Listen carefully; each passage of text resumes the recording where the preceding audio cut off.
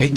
So magandang araw po sa ating lahat at muli kasama niyo po ulit ang inyong lingkod Kuis Gerald po ng Concern ng Bayan dito po sa himpilan ng Parañaque Net Radio Worldwide at magsama-sama po ulit tayo sa isang oras o panahon na tayo po pag-uusapan ng mga importanteng bagay po sa atin pong komunidad. So samahan niyo po ulit ako ngayong araw na oras na ito at binabati ko po kayo ng isang magandang gabi, lalong-lalo na sa mga tagalungsod ng Parañaque, kasama po ang lahat ng nasa online world. So binabati ko po kayong lahat at naway nasa maayos po kayong kalagayan at tayo nga po ay nagpapasalamat sa lahat po ng sumusuporta sa ating pong programa, sa lahat po ng mga nag-like, nag-comment, nag-share po ng atin pong mga ina-uploads dito po sa himpilan ng Parañaque Net Radio Worldwide. At ngayong nga pong gabi ay alam naman natin na nagkaroon po ngayong araw ay nagkaroon po ng State of the Nation address ang atin pong Pangulo na si Pangulong Bongbong Marcos Jr. At yun nga po ay ginagawa po yan ng isang presidente o ng isang pangulo upang mailahad or kanya pong mai-report sa taong bayan ang kanya pong mga nagawa ng kanya pong administrasyon. At tayo nga po ay dito po sa himpilan ng Parañaque Net Radio at ng CNB ay talagang importante ang pakikinig at pakikialam natin sa SONA ng Pangulo. Dahil nga dito po nalalaman natin kung ano ba yung mga nagawa or dapat pang gawin o naging aksyon o dapat pang aksyonan ng atin pong gobyerno. So magandang araw mga kababayan, narito po ang concern ng bayan. Ngayong araw po ay isa po sa pag-uusapan natin ang isang mahalagang pangyayari po sa ating bansa. Ito nga po yung State of the Nation address po ng ating Pangulo. Pero ang tanong, ano nga ba ang tunay na kahalagahan po ng SONA? So mga kababayan, ang SONA ay hindi lamang po isang programa o talumpati or pamamahayag lang ng Pangulo. Ito po ay isang pagkakataon ng Pangulo na ipaalam po sa sambayan ng Pilipino ang kalagayan po ng ating bansa. Dito inilalahad ang mga nagawa ng kasalukuyang administrasyon, ang mga programang nais pang ipatupad at ang direksyon na gustong tahakin ng pamahalaan. Ngunit para sa ordinaryong Pilipino, hindi lang natin gustong makarinig ng mga magagandang salita o magandang programa. Ang gusto po natin ay maramdaman natin ang resulta. Di ba? Kasi kung kayo po ba ang tatanungin, base po kung napanood nyo po or napakinggan ang SONA ng ating Pangulo, naramdaman po ba ninyo or na nagustuhan po ba ninyo ang talakayan or nagustuhan nyo po ba yung tinatawag na statement ng ating Pangulo? Kasi kapag sinabi natin na bumababa yung kahirapan, 'di ba? Ramdam ba ito ng pamilyang Pilipino, 'di ba? Kasi isa po tulad po nito, isa po sa programa ng Pangulo na alam nating lahat at sumikat sa kanyang plataforma nung siya po ay tumatakbo bilang presidente. Isa po dyan sa tumatak sa kanyang gustong sabihin or ipatupad sa ating bansa yung tinatawag na 20 kilos na bigas, 'di ba? So isa po 'yan sa 20 pesos na bigas, 20 kilos pala, ito pala, hindi pala 20 kilos, 20 pesos na bigas, okay? O kaya, so, 20 pesos na bigas po, isa po yan sa kanyang plataforma. Ang tanong po ba, naramdaman po ba ito ng taong bayan? Diba? Naramdaman po ba ito ng karamihang Pilipino? So, sa kanyang SONA, doon mo makikita kung ito ba ay kanya pa rin inilalahad dahil siya ay proud na napatupad. Diba? So, ito lamang po ay example. Okay? Kasi pag sinabi natin na plataforma, dapat, hindi lang po ito puro forma. Dapat ito ay natutupad. Diba? Sa 20 pesos na bigas, kung hindi po ako nagkakamali, meron po na mga tinatawag na kadiwa, diba? So, meron pong stations ang atin pong gobyerno kung saan pwede pong makabili yung mga vulnerable sector. Kung hindi po ako nagkakamali ha. Kasi, ang 20 pesos po na bigas ay available po yan sa mga stations po ng gobyerno.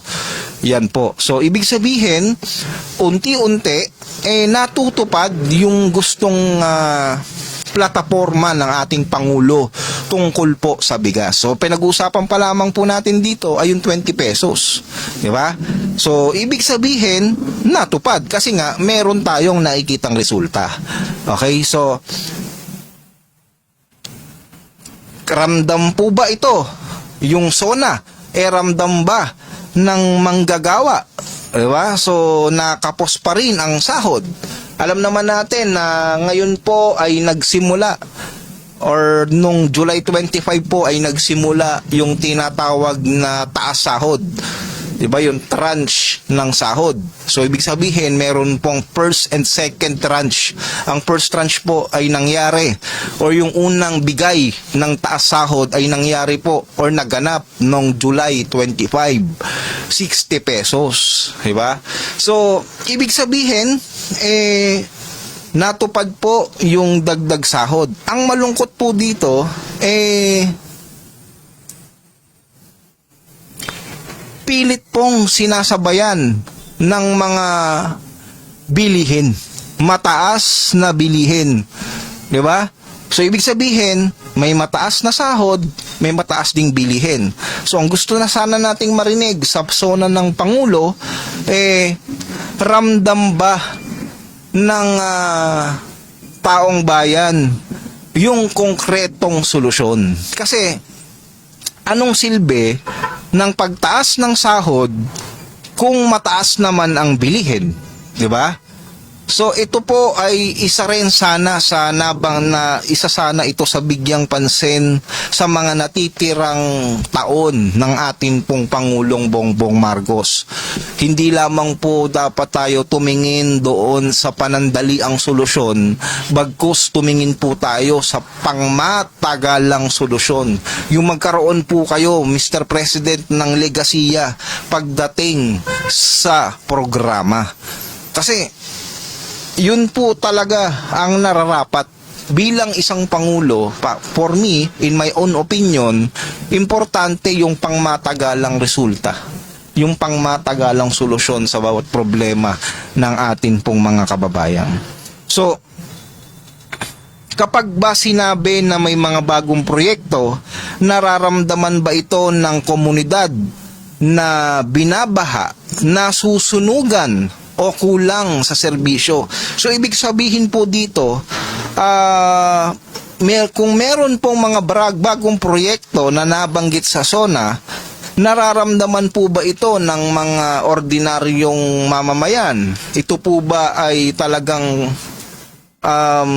nararanasan ng atin pong mga kababayan? Kasi hindi po magiging effective ang isang proyekto kung iilan lamang po ang nakakaramdam o bilang lang ang nakakaramdam. Di ba? Kasi ang proyekto ay maganda kapag ito ay napapakinabangan ng sambayanang Pilipino. Okay? So, ito po ba ay nabanggit sa ating sa SONA ng ating Pangulo? Di ba?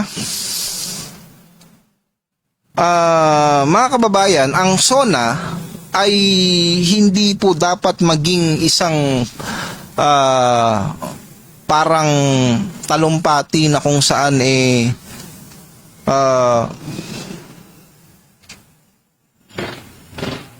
or statement na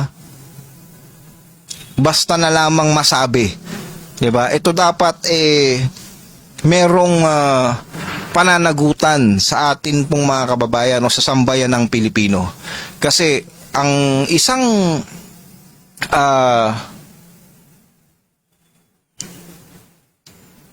ulat o isang SONA, hindi lang po ito ulat ng atin pong Pangulo. Ito rin ay pagkakataon ng mamamayan na magtanong tulad po ng atin pong ginagawa dito po sa programa ng CNB na ano na ang nagawa, ano pa ang dapat gawin, at higit sa lahat ang tunay na epekto nito sa buhay ng bawat Pilipino. So sa huli, ang tunay po na sukatan ng isang SONA ay kung gaano karaming Pilipino ang nagsasabing ramdam namin ang mga proyekto, ramdam namin ang pagbabago, ramdam namin ang bagong Pilipinas. Okay? Ang SONA po ay hindi lamang ulat ng Pangulo, ito po ay sumasalamin sa kalagayan ng bansa at paalaala, okay, or paalala na ang tunay na sukatan ng pamahalaan or ng gobyerno ay ang buhay po ng bawat Pilipino. Okay? So sa atin pong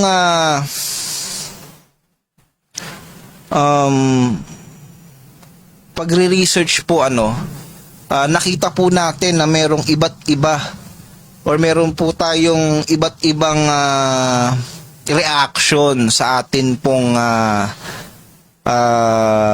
sa SONA po ng atin pong Pangulo. Meron pong satisfied, meron pong hindi. Ang importante po sa atin dito ay dapat makita natin yung importansya ng pakikinig. Okay, ang importansya po ng pag-intindi sa bawat statement po ng ating Pangulo. Dahil nga alam ko sa inyo marami or marahil na hindi po satisfied at yung iba naman ay satisfied. Ang tanong po kasi dito, ano po ba ang atin pong tinitingnan? Tinitingnan po ba natin dahil po ang atin po bang Pangulo ay may nagawa or walang nagawa? Kasi ang importante po kasi mga kababayan, ang importante po kasi dito mga kababayan, maging parte po tayo ng solusyon. 'Di ba? Maging parte po tayo ng ikauunlad ng ating gobyerno, ay ng atin pong pamahalaan o gobyerno. Kasi sa totoo lang, kung tayo po mismo ang isa sa magiging problema pa ng ating gobyerno o ng ating pamahalaan, isa pa tayo sa iintindihin, marahil mahihirapan po talaga tayong makabangon. Kasi for me, kahit sino pang maging presidente ng ating pong bansa, kung ang atin pong tinitingnan or ang atin pong goal or paano po nating tingnan ang atin pong mga leader sa ating bansa ay isang kulay, ay hindi po tayo magkakasundo-sundo. Sa totoo lang, tayo po ay magiging isang bansa na kung saan mas tinitingnan natin kung ano ang kulay. Okay, sabi po dito sa ating pong comment section. Okay, syempre diyan yung akin na supporter library yung akin pong magandang napagandang supporter na bu. Magandang gabi, Quiz Gerard, sa lahat po ng mga ka-CNB. So magandang gabi. So sabi din po dito ni Kids C. Apones, kung gusto nating mabago ang sistema at mapaunlad ang inang bayan, kailangan magtulungan ng mamamayan at ang gobyerno. Ang mga politiko, ganid at gahaman, karamihan pansariling interes. Okay, base po yan sa kanyang statement. Ang mga mamamayan naman mukhang nakasanayan na ang pag-antay ng ayuda.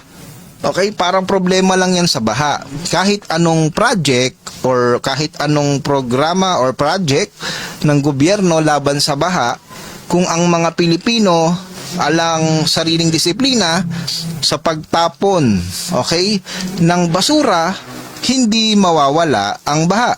O yan. So, ito po ay statement po ito ng atin pong tagapakinig or tagapanood sa ating pong programang Concern ng Bayan. Okay, ulitin po natin. Sabi po niya dito, tama nga naman. Kasi kung gusto namin naman talaga nating mapaunlad yung ating bansa, kailangan po nating magtulungan. Diba? Kasi, of course, hindi po kaya ng ating mga leader yung sinasabi nating pag-unlad o pag-angat kung tayo po mismong mga ordinaryong mamamayan ay taliwas sa gustong mangyari or wala na tayong ibang tinitingnan kundi kulay, kung hindi kulay pula, kulay green, kulay dilaw, kulay blue.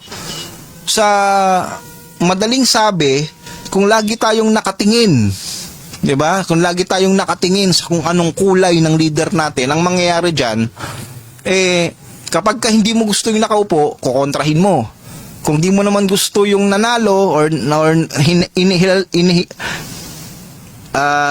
inihalal ng taong bayan dahil nga hindi mo siya gusto, wala talaga. Ang titingnan mo kung paano siya magkakamali o kung ano yung kanyang mga lapses or kahinaan, which is wala namang masama kung gano'n ang mangyayari. Pero kung hindi mo naman nakikita yung kagandahan naman in the brighter side, okay, yung mga programa na nakakatulong naman talaga, 'di ba? So hindi mo makikita 'yon. Ang makikita mo lang is kung paano siya magkakamali dahil nga ayaw mo. Ganon din naman vice versa, 'di ba? Dapat tinitingnan din natin yung sitwasyon kung talaga bang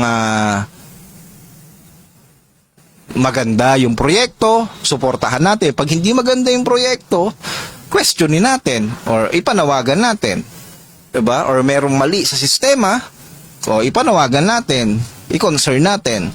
Pero hindi natin pwedeng iakila or hindi natin pwedeng itanggi na ang walang ibang nais na walang ibang, kumbaga sa wala tayong ibang nais kundi umunlad ang ating bansa, gumanda ang buhay ng ating mga kababayan. At ako naniniwala naman ako na sana, okay, sa lahat po ng mauupo or magiging administrasyon sa mga dadarating po na eleksyon, ganun din po sana ang kanila pong gustong mangyari, na kung saan umunlad po, okay, ang atin pong kababayan, ang atin pong komunidad. Kasi sa totoo lang, sabi po niya dito,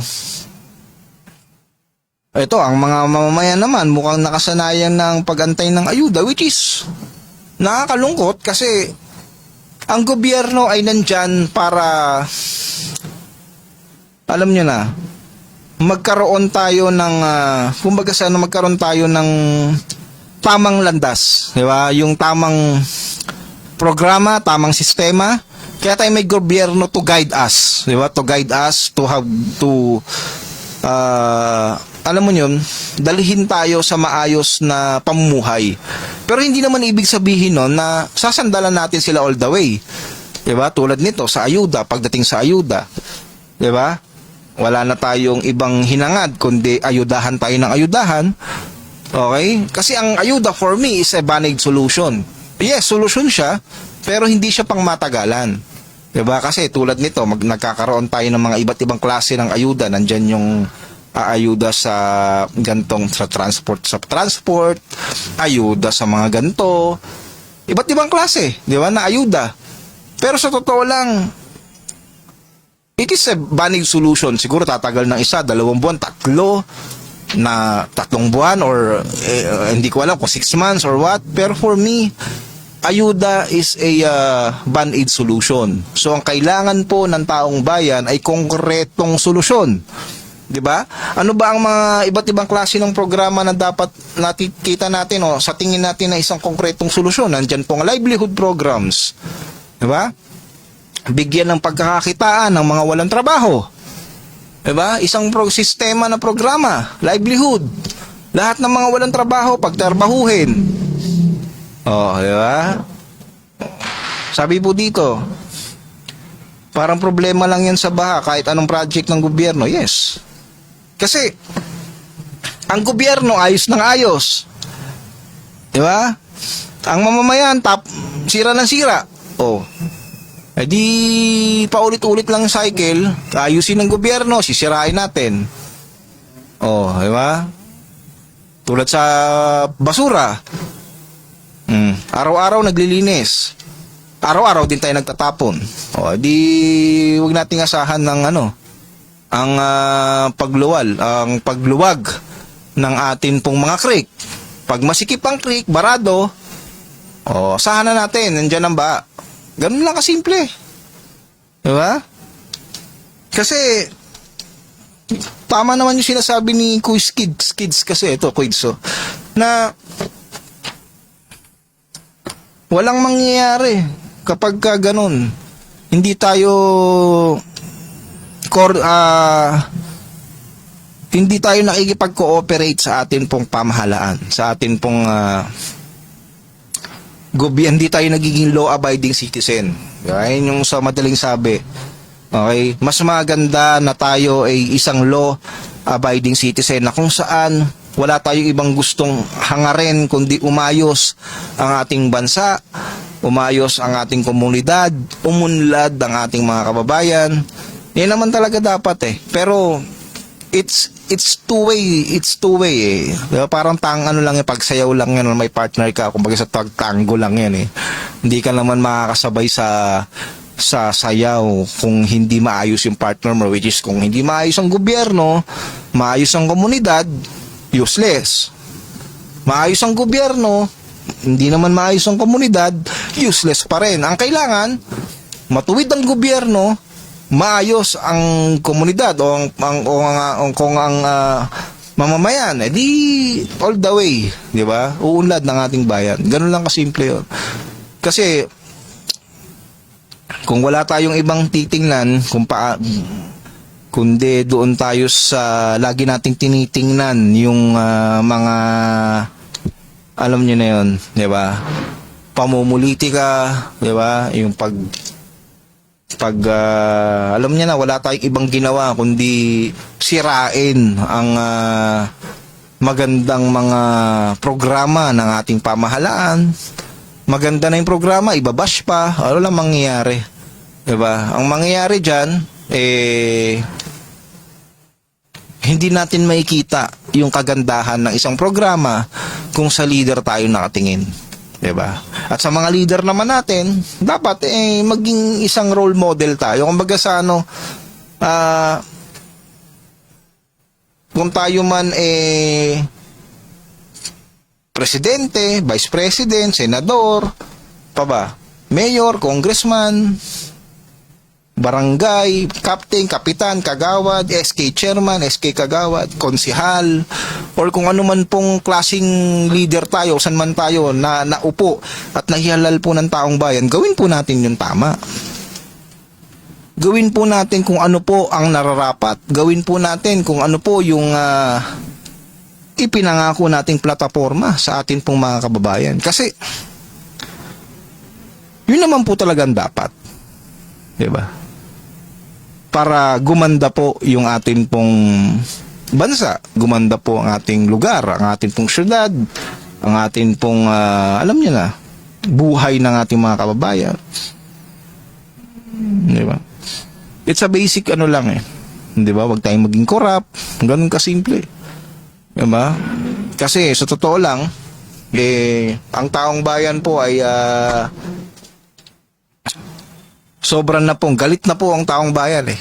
Sa lalong-lalo na nung nagkaroon po ng flood control na scam, diba? Kahit sino naman po siguro pag-iisipin mo ang ganong mga sistema na pagnakawan, diba? Ang atin pong pagnakawan, ang atin pong pondo, diba? Sa gobyerno, talaga magagalit ka. Pero look at the side naman. Diba? Look at the side na kung saan ngayong administrasyon nakikita naman natin na umuugong, diba? Kumbaga sa gumugulong or meron talagang nandun tayo sa path na kung saan nandun tayo sa investigasyon, nandun tayo sa nakikita natin na merong ginagawa, diba? At doon naman sa mga incoming projects at mga ginagawa pa, diba? Mag-focus tayo doon sa doon tayo sa mag-focus tayo doon sa present, diba? Sa present tayo, huwag tayong makulong doon sa nightmare na kung saan talagang gumimbal sa ating mga, alam niyo na, gumimbal sa ating bansa, diba? At umaasa tayo sa mga susunod pang taon ng ating Pangulong Bongbong Marcos, sana naman at sana talaga ay magkaroon na ng konkreto at mas makabuluhan pang proyekto, mas makabuluhang pang programa para sa ating mga kababayan, sa atin pong mga kapwa Pilipino. Kasi ayun naman po talagang inaasahan natin sa atin pong Pangulo ngayon, sa kanya pong SONA, at sinisinikap po nating himayin, kasi ngayon kanina lang yung SONA. So nakita ko may mga iba't ibang topics tayong nakikita, tulad ng panawagan sa Meralco, panawagan sa mga provider ng kuryente, nandyan yan, diba? Nandyan din yung sa health coverage, yung PhilHealth, diba? Nakita ko rin yung pag-file ng mga charges po sa dating Speaker Martin Romualdez, kay Saldico, di ba? Nakita natin, binanggit ng Pangulo, binanggit din ng Pangulo yung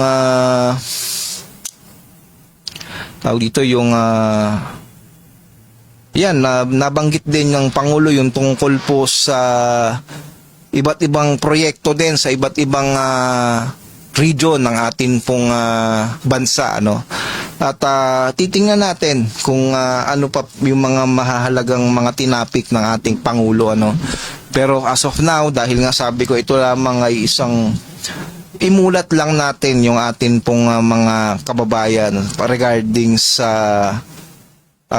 SONA. Ano ba yung importansya ng SONA? But for me, importante ang isang SONA dahil nga ito ay paglalahad ng achievements, paglalahad ng programa, at ito ay isang malinaw na ebidensya ng administrasyon na ang kasalukuyan pong Pangulo at ang kasalukuyan pong pamahalaan o administrasyon ay meron pong programa at sila po ay kumikilos. Kung hindi ka man satisfied, ano ba yung sa tingin mo na dapat na ginawa or gagawin pa or dapat ginagawa na ng ating administrasyon? At kung satisfied ka naman,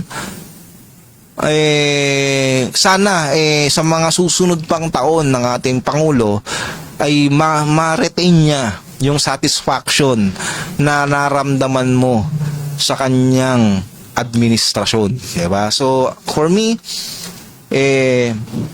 it's better to see the goodness upon things kaysa naman lagi mong tinitingnan yung mga bagay na kung saan masalimuot. So doon sa mga masalimuot na bagay, alam naman natin na laging merong solusyon dyan at merong kaakibat na daan yan na consequence or meron niyang rat. Siyempre merong hindi yan kumbaga sa merong bagay na kung saan ibinibigay dapat natin, 'di ba? Na ipagpasalamat natin na hindi tayo ganon, 'di ba? Kasi unang-una lahat naman 'di ba? Our president is not perfect. O lahat po ng nasa lingkod natin, mga lingkod bayan, hindi po sila perpekto. At meron din po silang pagkakamali. Pero kasi bilang government official o bilang nasa pwesto at bilang mga lingkod bayan, sana magawa nila ng tama at magawa nila sa abot ng kanilang makakaya upang ang kanila pong mga nasasakupan o tayo na ordinaryong mamamayan maramdaman yung kanilang mga programa at yung kanilang mga hadikain na gusto nilang wag na tayo lumayo, doon tayo sa maramdaman natin yung kanilang ipinangako or yung maramdaman natin yung plataforma na habang sila ay tumakbo or tumatakbo, yung mga plataforma kung bakit natin sila binoto, maramdaman natin, 'di ba? Ayun lang naman yung gusto kong sabihin doon, na kailangan bilang isang lingkod bayan na isatisfy niya yung kanyang mga nasasakupan. Diba? Yun lang. For me, at bilang isang ordinaryong mamamayan naman, maging parte sana tayo ng solusyon at hindi ng problema. Diba? So, walang masama na questionin o tingnan o i-concern yung mga bagay-bagay, pero wag natin din sanang kalimutan yung mga magagandang nagawa. Wag din sana nating baliwalain yung mga maayos na programa dahil lang sa kung hindi natin gusto yung nakaupo, hindi natin sila binoto or for something like that. Kasi ako sa totoo lang dapat nandun tayo. Ako lagi kong sinasabi, dapat nandun tayo, maging parte tayo ng solusyon and not the problem. But bilang isang ordinaryong mamamayan, nasa sa atin, diba? Nasa sa atin yung tamang pagkilos, diba? Sa simpleng, alam mo na, pag-abide sa mga tamang gawain, doon tayo. Kaysa naman lagi tayong nasa madilim, diba? So pangit yun, lagi tayo nasa masalimuot na kalagayan. Lagi natin tinitingnan yung mga bagay na kung saan masalimuot, malungkot yun. Kaya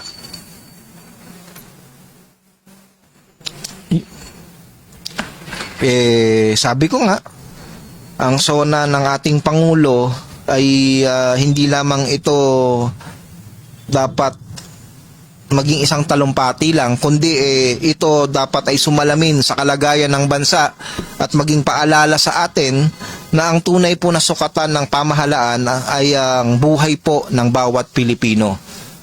Kaya for me, ang sona ng Pangulo it's a evidence. Diba? Ito ay isang ebidensya na ang Pangulo at ang administrasyon ngayon ay kumikilos at pinipilit na ibsan ng kahirapan ng ating bayan. At kung meron man tayong gustong pa na alam nyo na, marinig or kung meron pa tayong gusto pang mangyari sa ating bansa or sa ating komunidad, sana nga sa mga susunod pang taon, meron pa. Diba? Meron pa nga hanggang 2028 pa or diba? Sana magawa ng ating administrasyon, ng ating pamahalaan ngayon. Pero kung hindi, alam naman natin, di ba? Ito na naman ang halalan. Bumoto tayo ng tama. So, but as of now, dahil kung sinasabi, maging parte tayo ng solusyon at hindi ng problema. So maraming salamat po sa pakikinig at panonood po sa programa ng Concern ng Bayan at sa pagsama sa akin sa isang episode muli. At medyo maikli lang tayo ngayon kasi meron pa tayong gagawin after this program. Kaya meron tayong importanteng kailangan gawin. So maraming salamat sa inyo at sabi ko nga kung ako tatanungin sa zona ng Pangulo, it's a good run. It's a good run. Alam ko na ito ay ayokong i-judge ang administrasyong Marcos dahil nga hindi pa tapos ang kanyang termino. So, hindi tayo pwedeng mag-judge habang hindi pa tapos, di ba? Kumbaga sa isang contest, hindi ko pa naman pwedeng di mo pa naman pwedeng iskoran yung kumakanta hanggat hindi pa niya na hihit or di pa siya tapos, di ba?